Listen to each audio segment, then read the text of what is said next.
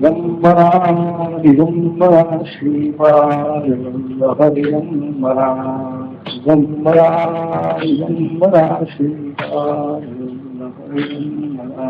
आणि महालक्ष्मीचे अवतार, या अवतारांचं ही चरित्र मार्कंडेय महर्षींनी देवी महात्म्य या रूपाने सांगितलेलं आहे. मंत्रमय तो ग्रंथ आहे. सप्तशती ग्रंथ म्हणजे मंत्रमय आहे. मार्कंडेय पुराणामध्ये आणि त्याचा उल्लेख आहे. सर्व ही ऋषी मंडळी ईश्वराची आराधना करणं, ईश्वराचं स्वरूप वेगळं वेगळं असेल. देवी रूप आहे, शंकर रूप आहे, स्वरूप आहे, गणेश आहे. त्यांचेही अनेक अवतार प्रत्येकाचे झालेले आहेत. त्या सर्वही अवतारांचं चिंतन करणं हा अभ्यास त्यांच्या मनाचा चाललेला आहे. ऋषींच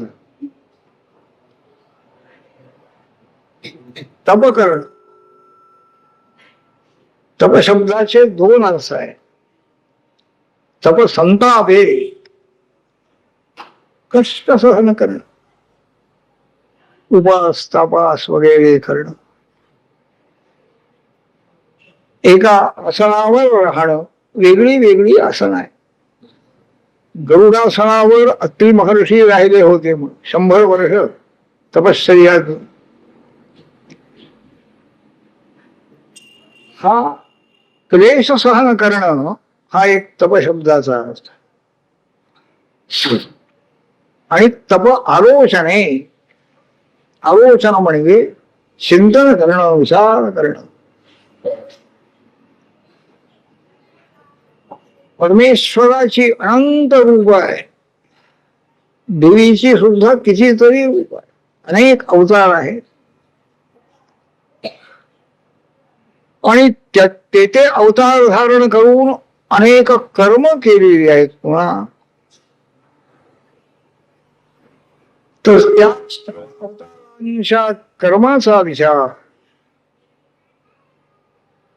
नावं जी पडलेली आहे सहस्रनाम, ही प्रत्येक देवाची आहे. देवीचं सहस्रनाम आहे, विष्णूंचं आहे, शिवसहस्रनाम आहे, गणेशांचं आहे,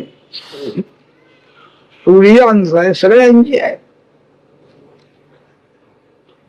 त्या नामावरून सुद्धा काही काही चरित्राचा उल्लेख होतो. गुण नावं त्याला म्हणतात, गुणप्रयुक्त नाव. कृष्णांचं नाव दामोदर असं आहे. दामोदर म्हणजे दाम म्हणजे दाव, दाव्याने उदराला ज्याच्या बांधलेला आहे तो दामोदर. म्हणजे हे सगळं चरित्र डोळ्यापुढे येते की नाही. दाव्याने कृष्णाला बांधलं, त्याच्या आईनं काय कारण घडलं. तर हे ईश्वराच्या सर्व ही चरित्राचं आलोचना ही नामावरूनही करताय. गोविंद नाव आहे, हेही भगवान श्रीकृष्णांचं गौरव.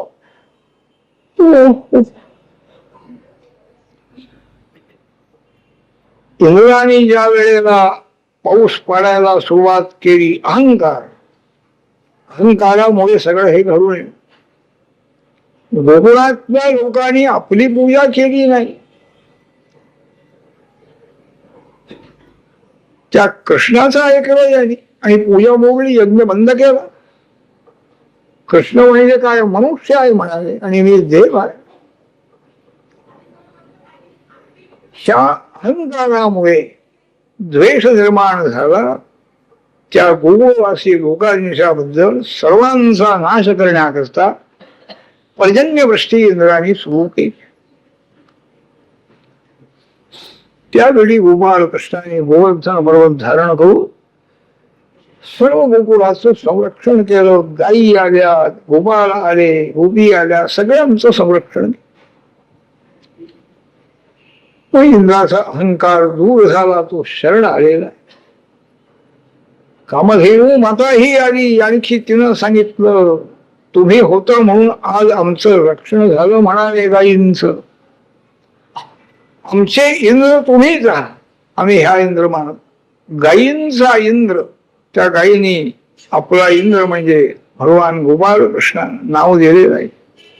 अशी नाव आहे. त्याच्या नावावरून सुद्धा सर्व चरित्र लक्षामध्ये येत आहे. दिव्य चरित्र आहे परमेश्वराचं. तर ते चरित्र चिंतन करणं, त्या नामांचं चिंतन करणं, अवतारांच्या चरित्राचं चिंतन करणं, रूपाचं चिंतन करणं, हाही तपशब्दाचा अर्थ आहे. महर्षी सकाळी उठल्याबरोबर नदी तीरावर जाऊन आपलं तप करायचे. तप म्हणजे आलोचन. सर्व रूप आहे, निर्गुण रूप आहे, आकार धारण केलेलं रूप आहे, निराकार रूप आहे. सगळ्याही रूपाचं चिंतन त्या मनाने करायचं आहे. ईश्वराची रूप आहे आणि त्या चिंतनामध्ये किती काळ गेला हे स्मरणही नाही.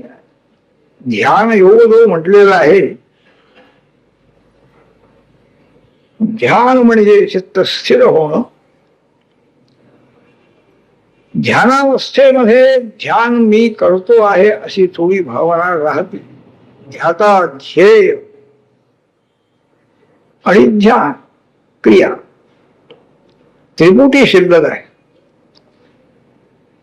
ती जर बंद झाली, केवळ ध्येयाकार चित्त झालेलं आहे, त्याला समाधी म्हणतात. जे ध्येय रूप आहे, स्वरूप आहे, त्याशिवाय चित्त दुसरीकडे जात नाही. शरीराकडं नाही, इंद्रियाकडं नाही. शरीराच्या बाहेर जे काही ममतास्पद आहे, माझं माझं म्हणून जे समजून घेतो आपण, तिकडेही लक्ष जात. ही समाधी आहे, ध्यानाची पुढची अवस्था आहे. तर या ध्यानावस्थेमध्ये मनाने चिंतन म्हणजे तप चाललेलं आहे. ते तप करणारे हे आहे भगवंताच्या अनेक रूपाचं चिंतन करणं. एखाद्या रूपाच्या ठिकाणी चित्त स्थिर करून राहणं. अखंड तेल खाली टाकताना तेलाची धार ही अखंड तुटत नाही. मग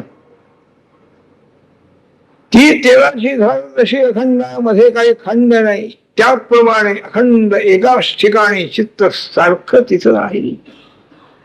त्या चित्तामध्ये तोच एक विषय आहे. विषय तो त्यांचा झाला नारायण. नारायण अथवा नारायणी कोणचंही स्वरूप, त्या स्वरूपाच्या ठिकाणी चित्त इतकं स्थिर झालेलं आहे की तोच विषय आहे. अखंड चित्ताची धारा, वृत्ती, प्रवाह एकाच विषयासंबंधी आहे. असा एक अभ्यास फार मोठं सुखच बाई. ध्यानाची योग्यता एवढा फार कशी. मनामध्ये आल्याबरोबर सर्व विषय बाजूला करता आले पाहिजेत. मनातल्या आणि एकाग्रता प्राप्त करून घेता आली तर ध्यान सिद्ध होत. ध्रुवाचार्य महाराज यांच्या कानावर बातमी आली की अश्वत्थामा मारला गेला. थांबले, लढाई थांबली. एवढा चांगला मुलगा, पराक्रमी, एकुलता एक मुलगा मारला गेला. धर्मराजाला विचारायचंय. धर्मराजावर फक्त विश्वास, तो असत्य बोलणार नाही ही खात्री आहे. धर्मराजाकडे त्यांच्या पक्षाकडे जो द्रोणाचार्य किंवा भीष्माचार्यांचा ओढा होता, पांडवांचंही कल्याण झालं पाहिजे असं ते म्हणत होते, पांडव श्रेष्ठ आहेत असं स्पष्ट सांगत होते. याचं कारण की केवळ व्यवहारामध्ये आसक्त नाही आहे, ईश्वराबद्दल भक्ती आहे, आणखी आस्तिक वृत्तीनं राहून अत्यंत गुणी आहे. ईश्वर प्रसाद आपल्यावर झाला पाहिजे असं आपलं वर्तन ठेवलं पाहिजे असं त्यांचा प्रयत्न आहे. म्हणून त्यांच्याकडं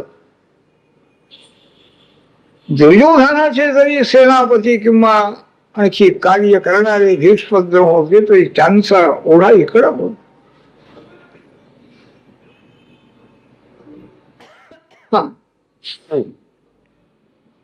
धर्मराज त्यांना बोलवा म्हणाले.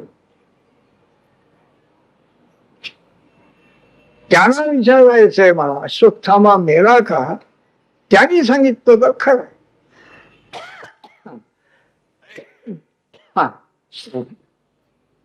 श्रीकृष्णाने थोडं त्याला सांगितलं आहे, आता तू जर खरं सांगितलं तर तुम्ही जिवंत कोणी राहणार नाही.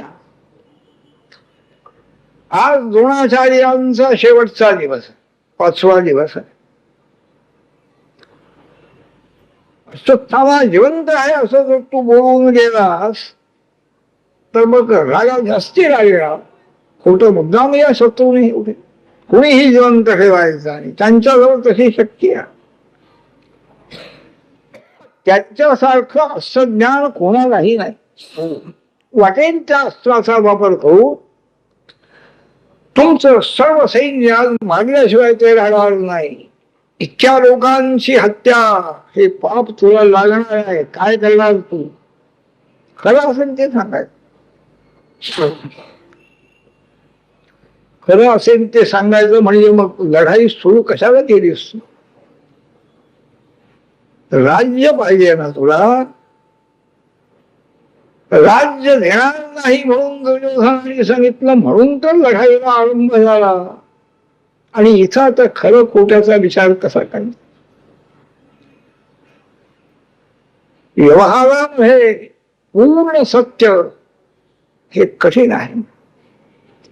सत्यही करावं लागतं, असत्यही बोलावं.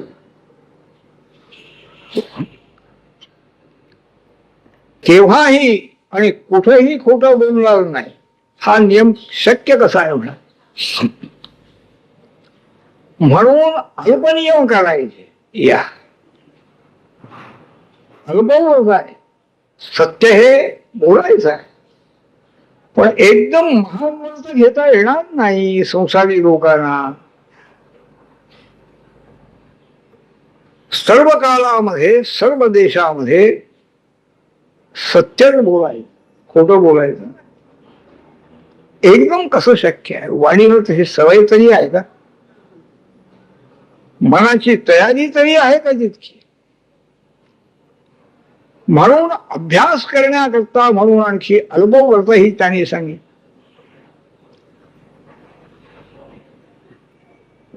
गुरुवार आहे आज, दत्तात्रेयांचा वार. गुरुवारी खोटं बोलायचं नाही, म्हणजे तेवढं तरी अभ्यास होतो. आश्रमात असेपर्यंत खोटं बोलायचं नाही, म्हणजे बाहेर गेल्यानंतर बोलायचा असा अर्थ नाही आहे, पण सवय लागली पाहिजे. अल्प देशाची मर्यादा आणखी कालाची मर्यादा ही ठेवूनच व्रत कोणचंही घेत. तू सत्यव्रती आहेस म्हणाले धर्मराज, पण तुला हे व्रत घेत आहे महाव्रत नाही. अरण्यात राहिला होत असते बरं होते, तिथं सगळी महाव्रत तुला करता आली असते, खोटं बोलायचं नाही काही नाही. बरं सगळ्यांची दुःखामध्ये तुझ्यामुळे पडावं लागलेलं आहे, मरणाच्या दारामध्ये सगळे पडले सापडलेले आहे तुझ्या सत्यनिष्ठे, असं काही त्याने सांगितलं. धर्मराजाचं भाषणही संदिग्ध झालं. त्यामुळे द्रोणाचार्यांच्या मनावर परिणाम झाला आणि त्यांनी शस्त्रसंन्यास केला. तरी सुद्धा अश्वत्थामा गेला नाही हे स्वतः आपण समजून घेऊया. म्हणून आसन घालून बसलेल्या ध्यानाचा अभ्यास व्यासंग किती आहे त्यांचा हे लक्षात घेण्यासारखं आहे. सर्व बाजूने लढाई सुरू आहे. धुमश्चक्री चाललेली आहे. वाद्य वाजतायत. आरडा ओरडा चालू आहे. आणि तिथं असं घालून बसले. चित्त स्थिर केलेलं आहे. आणि संयम ज्याला म्हणतात तळमेकत्व संयम हा योगसूत्रकार सांगताय. धारणा ध्यान आणि समाधी तिन्ही एकत्र. ज्या विषयाच्या ठिकाणी चित्त स्थिर करायचा प्रयत्न चालू आहे, ज्याचं ध्यान सुरू आहे आणि त्या ध्यानाचा परिपाक समाधी अवस्थाही तिथंच त्या ध्येयाकार वृत्त झालेला आहे, त्या पदार्थाचं प्रत्यक्ष ज्ञान होत त्या संयमाने. तो अभ्यास आहे त्याने. बाहेर धनुर्वेदाचा अभ्यास आहे, त्यातही अद्वितीय आहे, अजिंक्य आहे, सगळं आहे. पण हाही अंतर अभ्यासही मोठा आहे की सर्वही विषयापासून मन हे एकाग्र करू शकत होते आणि त्या समाधी अवस्थेमध्ये अश्वत्थामा जिवंत आहे की नाही हे त्यांना पाहायचं आहे. मग ती ऋषी मंडळी आली अंतरिक्षामध्ये. त्यांनी सांगितलं द्रोणाचार्य आता एकूण चित्त तुम्ही काढून घ्या. शेवटचा काळ आलेला आहे, यात आता चित्त ठेवू नका. अश्वत्थामा काय असला काय नसला काय, तुम्हाला काय करायचं तुमच्या हिताचा विचार. मग परमेश्वराचं चिंतन करत असताना धृष्टद्युम्नाने त्यांना नाश केलेला आहे. म्हणजे ध्यानावस्था जी आहे, अंतःकरण हे अत्यंत विशुद्ध झालं पाहिजे. कोणताही मल दोष त्या चित्तामध्ये राहून उपयोग कर. त्याकरता ते सर्व ऋषी नदी तीरावर जाऊन तप करत असायचे. तप म्हणजे चिंतन करणं, ध्येय ध्यान, तप आलोचना करणं. परमेश्वराच्या गुणांचं, कर्माचं, रूपाचं, नामाचं चिंतन करणं, विचार करणं म्हणजे दुसरीकडे चिंतन. संसारी असून संसार मनामध्ये नाही, ही स्थिती प्राप्त करून घेतलेली असते. काही अहंकार नाही. अहंकार सुटण्याकरता ईश्वराचं चिंतन झालं पाहिजे. ज्ञानराजांनी सांगितले, हे आघवे तोची जाणे. काय ते परमात्मे म्हणजे सांगताय ज्ञानाला. करणे का न करणे सर्व ही आणखी विश्वचरसे निर्णय परमात्मे. सर्व ही क्रियाशक्ती ही त्या सूत्रात्म्याची परमात्म्याची आहे हे पाहून सांगताय. अनुभव घेऊ. आलोचन सारखंच आहे. चित्ताचा आलोचन, चित्ताचा अभ्यास इतका विलक्षण आहे आणखी त्या चित्ताची शक्ती इतकी वाढवता येणं शक्य आहे की अदृश्य पदार्थही आणखी चित्ताला समजू शकतात. वाणीचाही तसा अभ्यास होतो. सत्यनिष्ठा ही जर खरी झाली तर सर्व ही कर्माचं फल त्याला आपोआप मिळते. निष्फल कर्म कोणतंही हो, क्रियाफला प्रयत्न.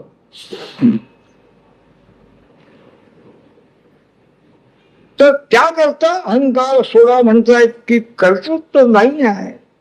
सर्व ही क्रियाशक्ती, लहान मोठी सर्व ही कर्म ही त्या सूत्रात्मा परमात्म्याकडून चालू आहे. क्रियाशक्ती रूप तोच आहे. मी केलं असं म्हणायचं कसं, हा विचार करा तुम्ही. त्या ईश्वर शक्तीचाही विचार करा, म्हणजे हा अहंकार कमी होईल. तो अहंकार कमी जोपर्यंत झालेला नाही तोपर्यंत काही नाही. ध्यान नाही, पूजन नाही, काही घडत नाही. प्रत्येक ठिकाणी अहम येणार. पूजा केलं तरी सुद्धा मी पूजा केली काय? यत करोषी यदशासी यज्जोहोषी तदासी यत यत तपस्सि कौंतेय तत् कुरुष्व मदर्पणम. अर्पण कर म्हणत. क्रिया अर्पण कशा करायच्या? क्रिया काय हातात घेऊन देता येण्यासारखा पदार्थ आहे. कर्म ईश्वरार्पण करणं याचा अर्थ मी करता नाही. निरहंकार वृत्ती झाली पाहिजे प्रत्येक कर्माच्या वेळेला, म्हणजे कर्माची शक्ती ही जन्म मरण द्यायची जी शक्ती आहे त्या कर्मामध्ये ती गेली.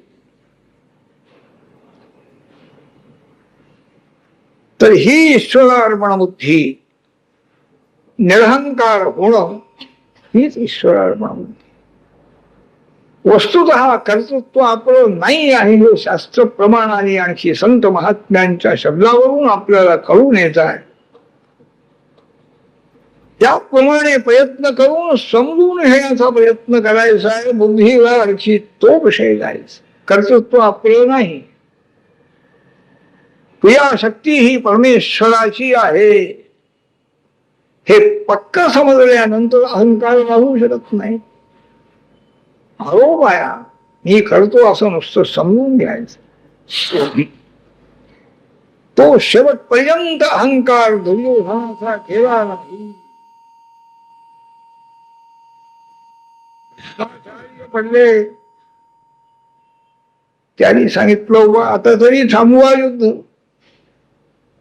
माझ्या सांगण्याचा तुझ्या मनावर काही परिणाम झाला नाही, संपला. याच्या पुढे तरी आनंदाने नाही. अहंकार आहे. अहंकारामुळे मी करू शके. द्रोणाचार्य सेनापती आहे, कर्ण आहे, अमुक आहे, हे सगळे माझ्या इच्छेप्रमाणे वागणारे आहे. ह्या अहंकारामुळे आणखी शेवटी त्याचा विनाश झाला. ईश्वराची शक्ती अदृश्य आहे, पण ईश्वर प्रत्यक्ष अवतार धारण घेऊन आलेला असताना दृश्य रूपामध्ये आलेला आहे. कितीतरी सुकृत आहे. कृष्णावतार झाला, रामावतार झाला, जगदंबेचा महालक्ष्मी अवतार झाला, पण त्याच्या अवताराचं सान्निध्य आहे, दर्शन प्रत्यक्ष होत आहे, तरी सुद्धा अहंकार जाऊ शकत नाही.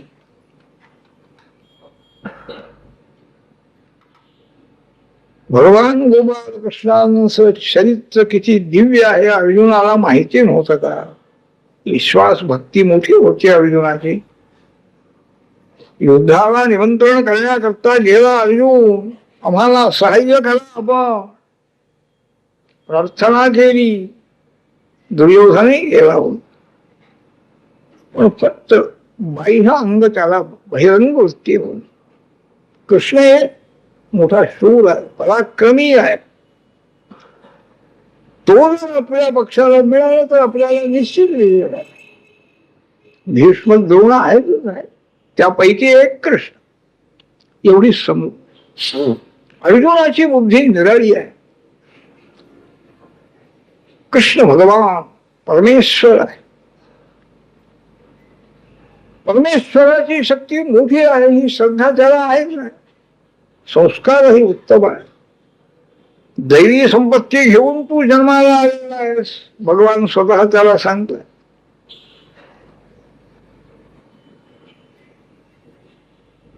पण अशा स्थितीमध्ये गोपाळ कृष्णाने सांगितलं मी काही लढाईमध्ये हातात शस्त्र घेणार नाही. सल्लागार म्हणून गोष्टी सांगेन युक्तीच्या. दुर्योधनाचा विश्वास आणखी कमी झाला. कृष्ण शूर आहे, पराक्रमी आहे, मुत्सद्दी आहे, आणखी अतिशय कार्यकर्ता आहे वगैरे ही जी कल्पना होती तीही राहिली. शस्त्र घेणार नाही म्हणजे काय युद्ध? म्हणजे शस्त्र घेऊन युद्ध करणारा जो आहे त्याचा पराक्रम हा त्याच्या शस्त्रावर अवलंबून आहे, ही भावना आहे. चेतन जो आहे ईश्वर प्रत्यक्ष ज्ञान संपन्न क्रियाशक्ती ज्ञानशक्ती, ती त्याची क्रियाशक्ती सुद्धा शस्त्र घेतल्यानंतर आहे ही जाणीव आहे दुर्योधनालाच आहे. म्हणजे शस्त्रावर जास्ती विश्वास. हातामध्ये जर शस्त्र घेतलं कृष्णाने तर तो पराक्रम करेल आणि शत्रूंचा पराजय. म्हणजे शस्त्रालाही महत्व दिलं गेलं, कृष्णाचं महत्व कमी झालं. हे सगळं आपल्या मनानेच ठरवायचं, बुद्धीनच ठरली. पण अर्जुनाची बुद्धी मात्र कायम आहे. शस्त्र तुम्ही घ्या अगर न घ्या, तुम्ही आमच्या बाजूला बसून राहा. तुमची आणखी दृष्टी असली आमच्याकडं तरी सुद्धा गोष्ट काही शस्त्रावरती, शस्त्राला महत्व नाही. अर्जुन खरा वीर होता, केवळ शस्त्रावर आणखी शौर्य अवलंबून आहे असं नाही आहे, त्याला माहिती आहे. म्हणून कृष्णांचं शौर्य किंवा ज्ञानशक्ती क्रियाशक्ती याच्यावर त्याचा पूर्ण विश्वास आहे. शस्त्र नाही घेतलं तरी चालेल मला, दुर्योधनाला नाही, तो म्हणाला नको. मग त्याला सैन्य दिलं ते. एका व्यक्तीपेक्षा अधिक संख्या असली म्हणजे विजय मिळतो. शस्त्रास्त्र चांगली असली, वापरणाराही चांगला असला म्हणजे विजय मिळतो. अशा सगळ्या वासना, असे सगळे संस्कार मनामध्ये असल्या कारणाने कृष्ण भगवान जरी लोकोत्तर कार्य त्यांनी करून दाखवलेलं आहे, सगळं केलेलं आहे. कार्यामर्दनाच्या वेळेला केवढी शक्ती आहे. कार्यामर्दन झाल्यानंतर गोकुळातल्या लोकांना कृष्णांच्या शक्तीची जाणीव झाली आहे. तोपर्यंत दैत्य मरताय, पूतना मेली, चक्रवाक राक्षस मेला, असासो मेला. देवानी आपल्या मुलाला राखलं, आमची मुलांचं संरक्षण देवानी केलं म्हणून देवाचीच प्रार्थना करत बसले. देव तिचं जवळच आहे मारणाला. त्याच्या शक्तीची जाणीव. अर्जुनाची बुद्धी आणखी शुद्ध आहे, पण शुद्ध बुद्धीमध्ये सुद्धा अहंकार केव्हा होईल याचा नियम नाही आहे. तो अहंकार अनेक जन्म पाठीमागो बुद्धीचं स्वरूपच आहे. त्या अहंकारामध्ये सापडलेला जीवात्मा हा ईश्वराचं स्वरूप समोर असलं तरी सुद्धा ओळखू शकत नाही. व ईश्वर दिसत नाही, कशाला बनायचा, काय करायचा, आपली शक्ती कमी केल्यासारखं आहे. उत्साह सगळा आपला जातो. ईश्वर न मानताना आपण प्रयत्न केला पाहिजे वगैरे वगैरे विचार आपण ऐकतो. पण पुन्हा एका वेळेला हे वारंवार अहंकार बाजूला करण्याचं कार्य या संत महात्म्यांचं चाललेलं असतं. देवाचं कार्य हे चालू आहे. अहंकार भक्ताला होऊ नये. अहंकाराचा वावा न राजसा माझी या विष्णुदासा व्हावी. द्वारकेमध्ये अर्जुन आलेला होता. नेहमी त्यांनी इकडे यावं, यांनी तिकडे जाऊन राहावं चालू होतं. मित्र होते दोघे. एका ब्राह्मण स्त्रीला मुलगा झाला आणि प्राण गेला त्याचा जन्माला आल्याबरोबर. ते मुलाचं प्रेत राजद्वारामध्ये त्याने आणून टाकलं. सगळे दरबार भरलेला आहे, तिथं सगळी मंडळी, उग्रसेना राजा आहे, राम कृष्ण पंचुम मोठी मोठी पराक्रमी मंडळी, यादव मंडळी. त्यांनी सांगितलं ब्राह्मणांनी, या ठिकाणी जे राजशासन चाललेलं आहे हे शासन करते, यांच्या दोषामुळे माझ्या मुलाला मृत्यू आलेला आहे. माझा काही दोष नाही. एक मुलगा गेला, दुसरा गेला, तिसरा गेला. प्रत्येक वेळेला ते प्रेत आणून टाकायचं, त्यांना ताकीद करायची, तुम्ही पाप करता, तुमच्या पापाचं फळ मला भोगावं. माझा मुलगा जातो. बरीच 7-8 मुलं गेली. एकदा अर्जुन तिथं आलेला होता. अर्जुनाला काय वाटलं, अहंकार आहे, शक्तीही आहे, पराक्रमही आहे. त्यांनी त्या ब्राह्मणाला जाऊन प्रार्थना केली, काय महाराज, आपल्या मुलाचं संरक्षण करणारे इथं कोणी नाही, मी तुमच्या मुलाचं संरक्षण कर. का घाबरता का? सगळी मंडळी बसलेली आहे, गोपाल कृष्णही बसतील. हा बोलतो आहे. तो ब्राह्मण म्हणाला, तू कोण आता नवीन आलेला आहेस, इथं मोठे मोठे पराक्रमी कृष्ण आहे, राम आहे, प्रद्युम्न आहे, आणि आज तू असा अहंकाराने काय बोलतो आहेस? ते जिथं माझ्या मुलाचं रक्षण करू शकत, तू कोण करणार? तो म्हणाला, मी कोण आहे तुम्हाला माहिती नाही का? शंकरांच्या बरोबर मी लढाई केलेली आहे, पाशुपतास्त्र मिळवलेलं. मला काय राम किंवा कृष्ण समजू नका तुम्ही, तोंडावरून बोलतो. अहंकारी मनुष्याला भीती राहत नाही. रामकृष्णांच्या मुखावर बोलायचं, मला काय कृष्ण समजता काय, राम समजता काय? तुमच्या बायकोचा प्रसूती काल मला बरोबर सांगा, मी येऊन रक्षण कर. बरं आहे बाबा, सांगलं. आणि आला तो, आलाय, प्रसूती काळ जवळ आलेला आहे. अर्जुन गेलेला आहे. अर्जुनाला उत्तम धनुर वेद ज्ञान चांगलंच आहे. ईश्वराची कृपा आहे, सगळ्या देवांची कृपा आहे, सगळ्या देवांची अस्त्र मिळाली, शंकरांच्या कडून अस्त्र मिळालेलं आहे. द्रोणाचार्य तर प्रसन्नच होते. सगळी अस्त्रविद्या अर्जुनाला दिली. अर्जुनच श्रेष्ठ ठरला पाहिजे, दुसऱ्या कोणालाही श्रेष्ठ होऊ नये अशी त्यांची इच्छा होती. आहे, सामग्री आहे,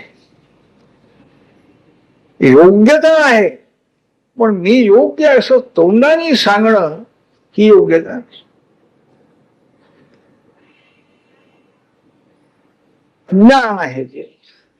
कर्तृत्व आपल्याकडे घेतलं तिथे अज्ञानामध्ये जमा. बलिराजाने 3 पावलं भूमी देण्याचं कबूल केलं. वामनाने आपलं ते स्वरूप प्रगट केलं, विश्वरूप. 2 पावलामध्ये याचं सगळं राज्य, भूलोक, स्वर्गलोक सगळं व्यापून गेलं. आणि त्याने विचारलं, 3रा पाय कुठे ठेवायचा? कबूल केलेस. आता असं कोणाला ब्राह्मणाला विचारता येणार नाही, तुम्ही इतकं कबूल केलं होतं, इतकं का येत नाही, म्हणजे पुन्हा बोलवणंच येणार नाही. पण ते तसे नाही, समर्थ आहे, कबूल केलेला आहे. 3रा पाय कुठे ठेवायचा? नाही तर चल म्हणाले, बांधून टाकलं. त्यांनी सांगितलं, 3रा पाय ठेवायला माझं शरीर अद्याप शिल्लक आहे ना म्हणाले, माझी भूमी दिली म्हणाले, राज्य संपत, माझं मस्तक आहे, मस्तकावर ठेवा 3रा. आता हे दान किती मोठं झालेलं आहे बलिराजाकडून. राज्य तर सगळं गेलंच, शुक्राचार्यांची संमती नाही आहे, हे असं दान करता येत नाही म्हणाले, पण तिने कबूल केले म्हणाले. पण शेवटी आपलं शरीरही अर्पण ज्यांनी केलेलं आहे, आत्मनिवेदन भक्ती ज्याला म्हणतात, ही बलिराजाची मोठी आहे. माझं शरीर घ्या. 3 पावलं भूमी देण्याचं मी संकल्प केला होता, तो संकल्प मी पूर्ण केलाय की नाही केलाय असं सांगा, त्याशिवाय पूर्ण आहे. वामनाचा काय बोलताय? पण त्या बलिराजाची जी स्त्री होती ती किती विवेक संपन्न, बांधून ठेवला बलिराजाला. त्या वेळेला त्या बलीनं प्रार्थना केली, महाराज हे अज्ञानी आहे, आमचे पतिदेव अज्ञानाने बोलत आहे,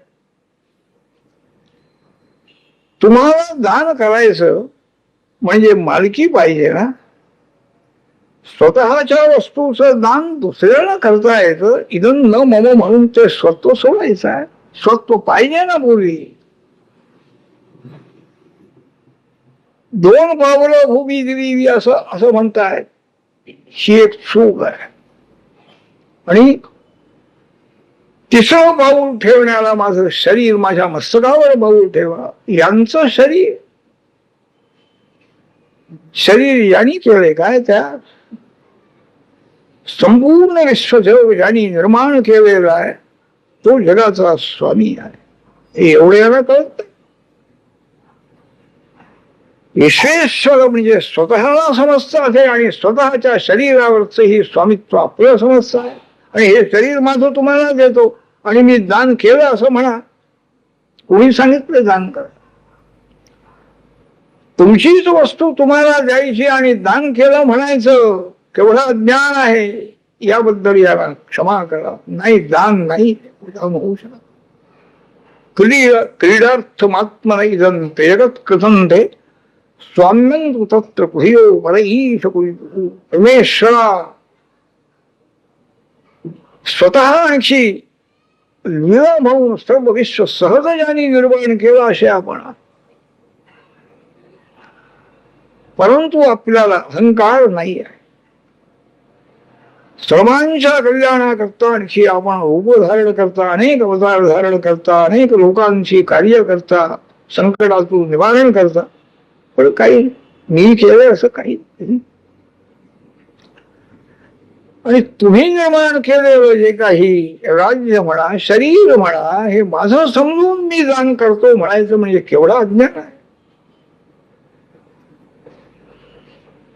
यांचं दान हे काय चांगलं म्हणायचं का? या दानात वास्तविक केवढं दान आहे. सर्वस्व देऊन टाक. विश्वरूप दर्शन होण्याची योग्यता ज्या बलीच्या संकल्पामध्ये सगळं द्यायचं आहे आणि मागे ते द्यायचं. त्यामुळे विश्वरूप दिसलं. पण त्याच्या स्त्रीला हे पसंत नाही. जोपर्यंत चित्तामध्ये अहंकार आहे, माझं शरीर आहे, माझं राज्य आहे, तोपर्यंत दान होऊ शकत नाही.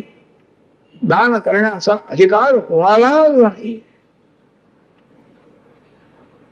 कशाने तुझी देवा पूजा करावी? तुकाराम महाराज म्हणतायत ना, काय द्यायचं? तुम्हीच सगळं फुलं बिळं, फूल झाडं, फळ झाडं सगळं तुम्हीच निर्माण. अहंकार नाही. अभंग आपण रचना केली असं तुकाराम महाराजांना कधीही वाटलं नाही. पण ते अभंगाच्या वह्याच्या इंद्रायणीमध्ये बुडविल्यानंतर मग तिथं बसून राहिले 12 दिवस. आपले अभंग गेले असं त्यांना वाटलं नसेल की नाही? त्यांना तसं वाटलं. मी अभंगाचा करता आहे असा अहंकार तुकाराम महाराजांना कधीही नाही. मग बसवी का? आपुलिया वळे नाही बोलवत सखा कृपावंत वाचा, त्याची ही धारणा त्यांची आहे, माझी वाणी नाही आहे.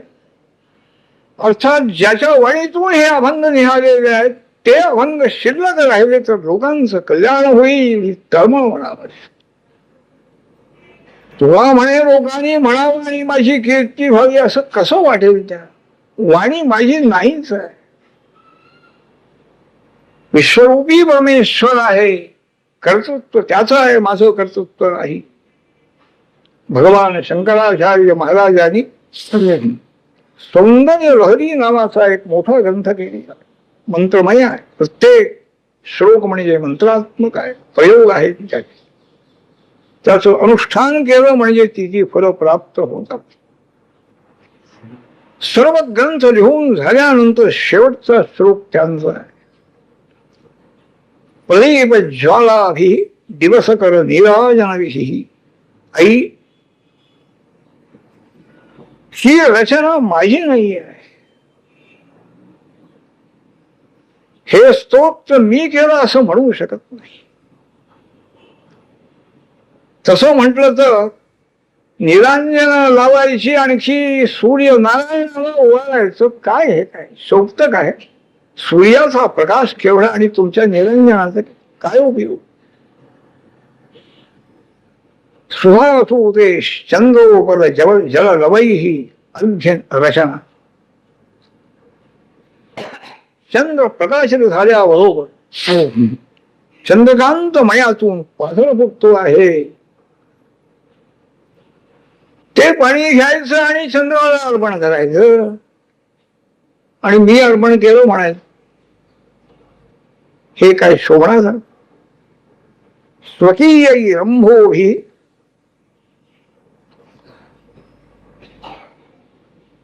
शरीरानेशी सौहित्य करणं. समुद्राच्या जवळ जायचं आणि समुद्राचंच पाणी घेऊन समुद्राला अर्पण करायचं. चांगलं झालं असं समजा.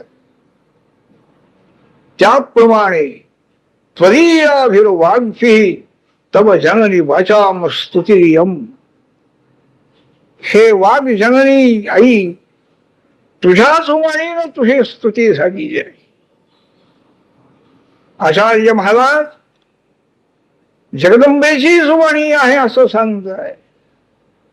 तुकाराम महाराज सखा कृपावंत वाचा त्याची म्हणतायत, माझी वाचा नाही आहे. तुकाराम महाराज आणखी शंकराचार्य महाराज समान आहेत, ज्ञानी समान आहे. सर्वे ते ज्ञानीन समाहा. सर्वशक्ती आणखी ज्ञानशक्ती क्रियाशक्ती परमेश्वराची आहे, जगदंबेची आहे अशी भावना आचार्य महाराजांची आहे, तुकाराम महाराजांची. ज्ञानामध्ये वैषम्य नाही, ज्ञानी सगळे सारखे आहे. हे न समजल्यामुळे ज्ञानेश्वर महाराजांचं आणखी लेखन उत्तम आहे, शंकराचार्यांचं लेखन कमी दर्जाचं आहे. अशा रीतीनं बोलणारे लोक जे आहे हा निष्कारण वादविवाद. ज्ञान म्हणजे काय याची कल्पना नाही आणि साम्य कसं आहे ही पाहायचं नाही आणि श्रद्धा ही श्रद्धा कसं. एकमेकांचा आणखी भेद बुद्धिभेद होतो लोकांचा. तर ही निरहंकार वृत्ती आहे आणि अहंकार गेल्यामुळे ते अभंग वर मिळाले तुकाराम महाराजांना आणि टाकून गेले जेव्हा ह्या पुन्हा मिळाले. तुमचे अभंग आहे, जगाचं कल्याण करण्याकरता तुमची वाणी आहे. तुमच्या वाणीनं माझी तुकारामाची वाणी.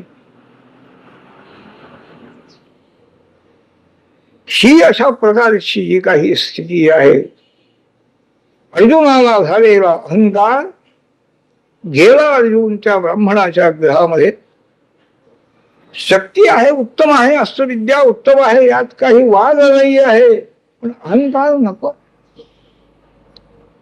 सर्व शाही बाजूला त्यांनी आणखी पिंजरा तयार केला म्हणून बाणाचा. हात वारा सुद्धा जाऊ नये. त्या बाईला मुलगा झाला आणि मुलगा नाहीसा झाला.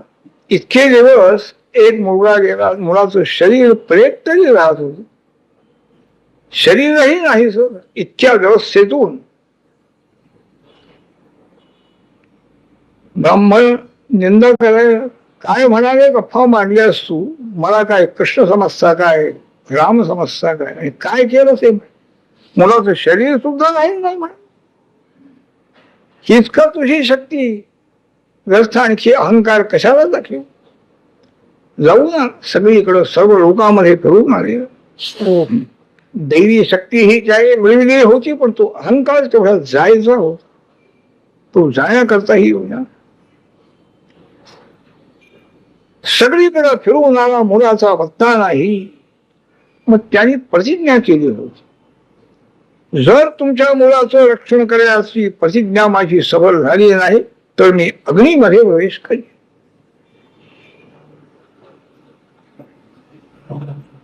स्वतःची शक्ती ही नुसती म्हणायला उपयोग, प्रायश्चित्तही घेतलं पाहिजे. झालं नाही तर माझं चूक झाली, मी राहत नाही जगामध्ये.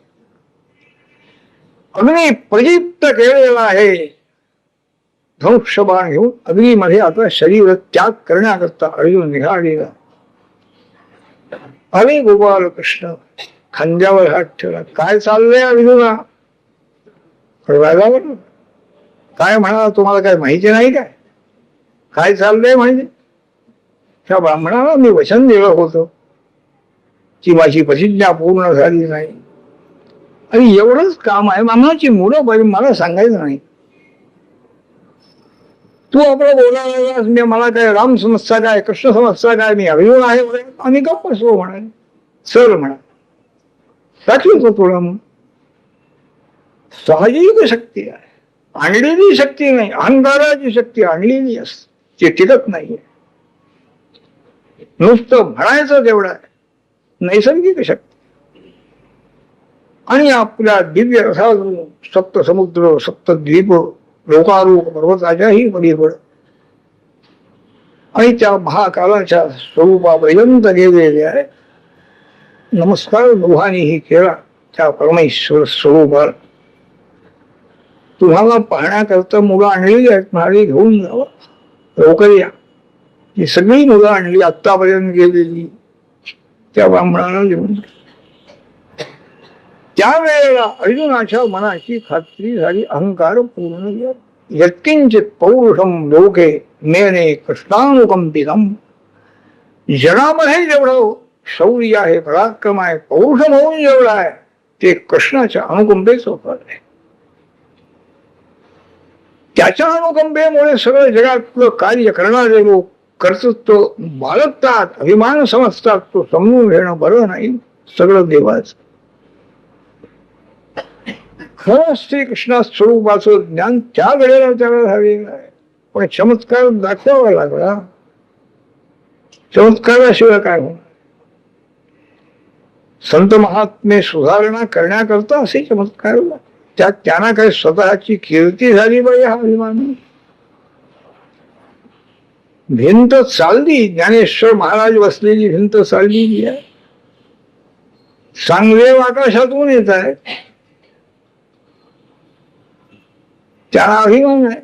मी अगदी अंतराळी आहे, पदावर बसलेलो आहे, साप हातात घेतलेला आहे साबूक म्हणून, यांचं नियंत्रण मी करू शकतो. हा अभिमान घेऊन गुरूंच्या दर्शनाला आलेले आहे. आणि इकडं तर भिंत चालायला लागली, सामोरे गेले निवृत्तीनाथांची इच्छा जाऊन. अभिमान बाळगण्यासारखी शक्ती कोणाची आहे हा विचार केला पाहिजे. वाघावर बसून आलं किंवा साप हातात घेतलं, अंतरिक्षातून आलं वगैरे, हे सगळ्या शक्ती आहे, योग सामर्थ्य आहे, ते चेतन आहे. वाघ चेतन आहे, त्याचं नियंत्रण सर्कसवाले सुद्धा करू शकतात. पण दगडा मातीची भिंत, अचेतन भिंत, या भिंतीमध्ये क्रियाशक्ती निर्माण करणारे जे आहे त्यांची शक्ती मोठी आहे. पण यापेक्षाही जास्ती विचार करायचा म्हणजे इतकी मोठी शक्ती सगळी जे विसरून गेलेली आहे, ती मोठी शक्ती. अहंकार बाळगण्यासारखी परिस्थिती असून सुद्धा आपल्या क्रियाशक्तीचा विसर्जनाला पडलेला आहे. याचा अर्थ सर्व ही कर्तृत्व परमेश्वर, आपलं काही नाही आहे. ही पक्की बुद्धी ज्यांची बनवून गेल्या म्हणजे विसरून जाऊ शकते. मी केलंच नाही काहीच, ती मोठी शक्ती. तर अशा दृष्टीनं चित्तामध्ये जोपर्यंत हे अहंकाराचे विकार आहे तोपर्यंत ध्यान होणार नाही, तप होणार नाही, आलोचना करायचं. ही मंडळी तप करीत, संसाराची आसक्ती नाही आहे. सर्व शक्ती त्याची म्हटल्यानंतर आणखी संरक्षण शक्ती त्याची आहे. विश्व निर्माण करणारा संरक्षण करू शकणार, काळजी त्यालाच असणार ना. भाडेकऱ्याला घराची जागेची काळजी असणार किती, तेवढ्या पुरतं राहायचं, सुधारणा झाली काढायचं. पडलं काय किंवा काय झालं त्याला किती काळजी आहे, कारण मालक जो आहे त्याला जास्ती काळजी. पण ही जाणीव चित्तामध्ये उत्पन्न करून देण्याकरता सर्व संत महात्मे प्रयत्न करतायत. ईश्वराकडे लक्ष द्या. जो जे वांशील तो तेव्हा हो प्राणी जा, तेवढा आत्मविश्वास आहे अंतःकरणामध्ये. दुरिताचे तिमिर जावो, विश्व स्वधर्म सोयी जे पाहू, जो जे वांशीर तो ते बाहू प्राणी. स्वधर्माचरण झालं पाहिजे आणि दुरितक्षय झाल्याशिवाय स्वधर्माचरण होत नाहीये. जास्ती घोटाळेच होत जातात. धर्मन धर्म विजया म्हणते तपसा होता अशी बुद्धी बदलून जाईल. माझं बरोबर आहे, काय चूक काय झाली. त्यामुळे इतका विश्वास ठेवणारा, इतका संधी असणारा हरिओम पण त्यावेळेला उपमंत केला. रामकृष्ण मला समजू नका म्हणाला. आता काय म्हणाय. वसुदेव प्रत्यक्ष मुलगा आहे हा, एवढीच कल्पना. ईश्वर ही भावना नाही. म्हणून कोणीही ही मंडळी आली की त्यांना विचारावं मला संसारातून मुक्त होण्याकरता काही मार्गदर्शन करा, अमुक करा. त्यांना आश्चर्य वाटावं हे ना. प्रत्यक्ष परमेश्वर वैकुंठ लोकातून याच्या करता आलेला, याची सेवा करतो आहे, हातपाय दाबतो आहे, आज्ञा पालन करतो आहे आणि आम्हाला संसारातून मुक्त होण्याचा उपाय सांगा.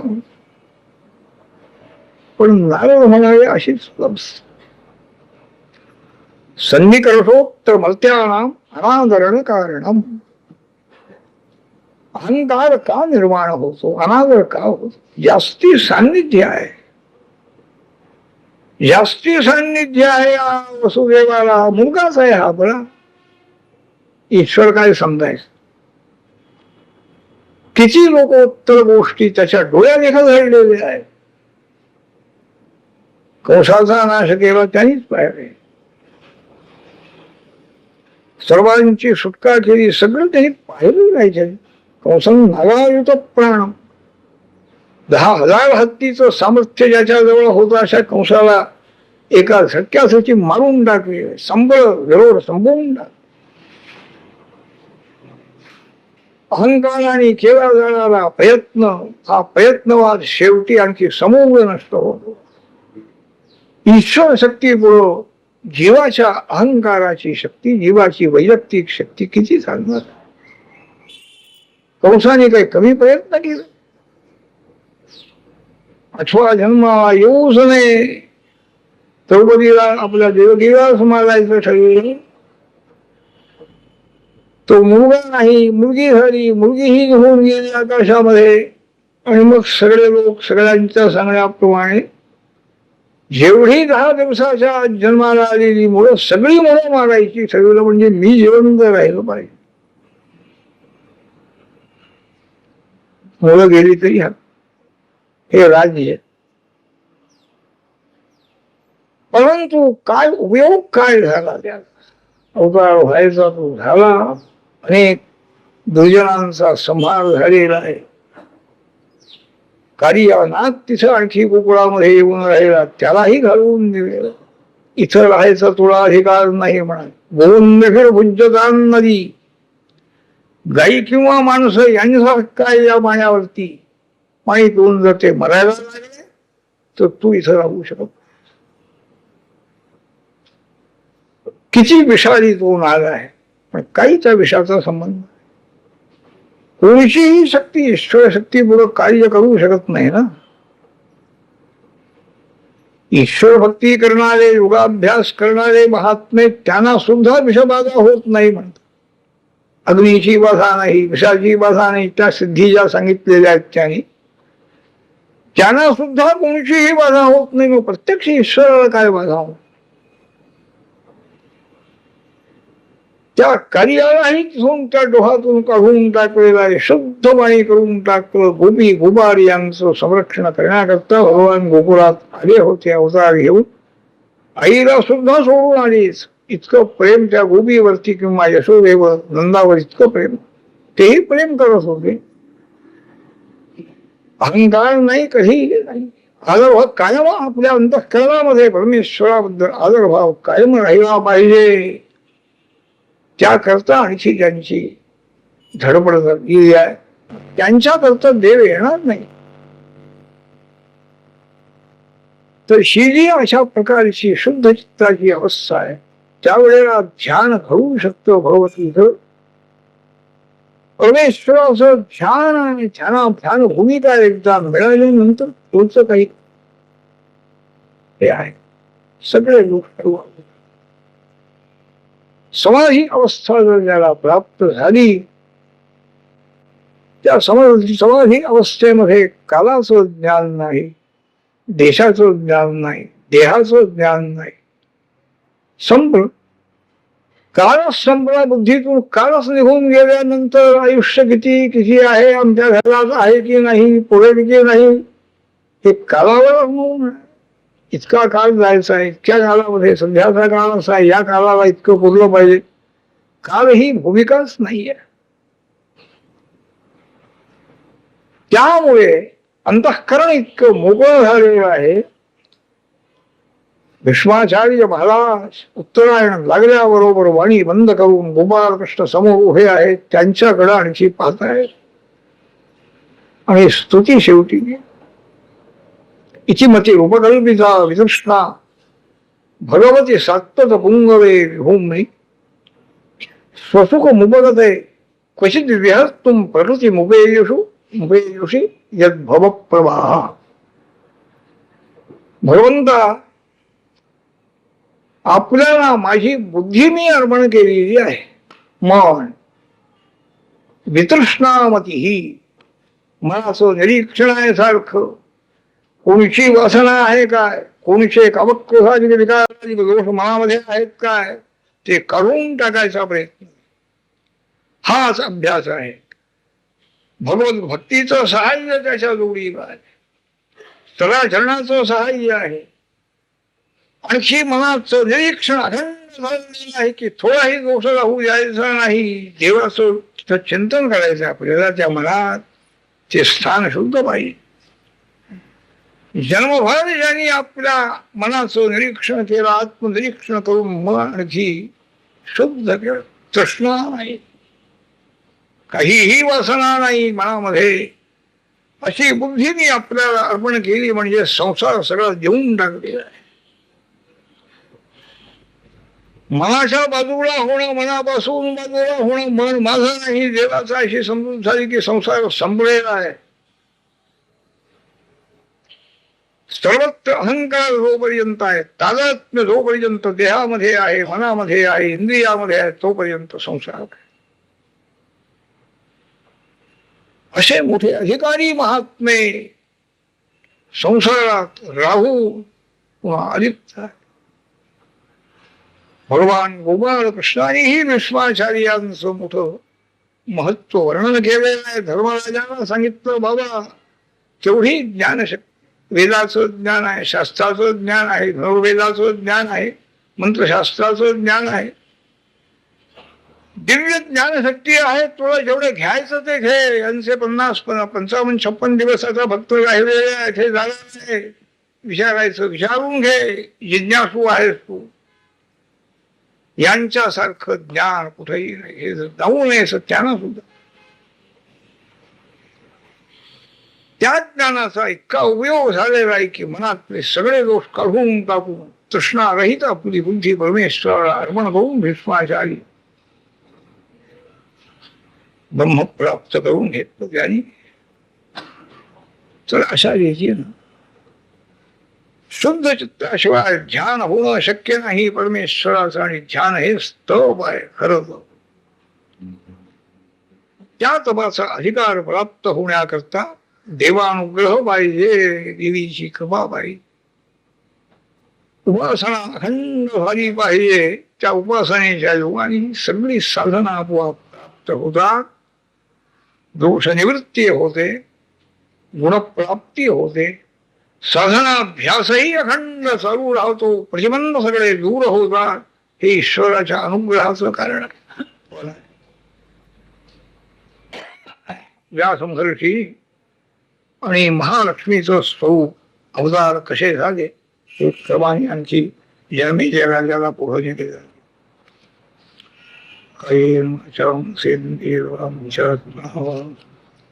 करोमि यद्यः सकलं परस्मै नारायण सर्वं परमां वन्दे शिवे सर्वार्थसाधिके शरण्ये त्र्यंबके गौरी नारायणे नमोस्तुते जगदम्ब उदयोस्तु उदयोस्तु उदयोस्तु.